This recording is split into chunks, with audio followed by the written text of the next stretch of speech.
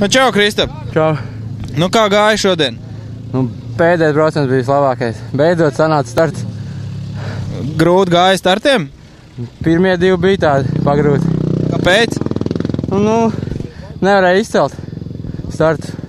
Kvalifikācijā uzrādīja labāko laiku, manuprāt. Jā. Kā trasa vispār? Beigās jau bija daudz kočkas.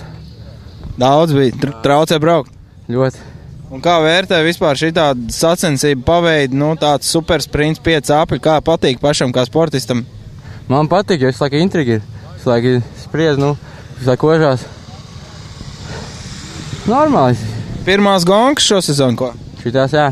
Un kā fiziski jūties? Pa ziemā kaut ko darīja? Kaut ko es darīju. Tā ir normāli. Nav sūdzēties. Mocīts iet labi? Jā. Izskatās baigi nobruņots līdz zobiem. Tā ir. Tad kas ir uzlikts vai kas nav uzlikts? Ko vieglāk nosaukt? It kā viss jau ir virsū.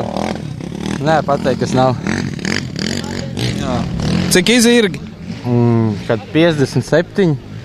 Oho, no 450. Jā. Ujā. Skaidrs, labi, paldies tev. Tiekamies kādā no nākošajām sacīkstēm un lai veicās. Paldies.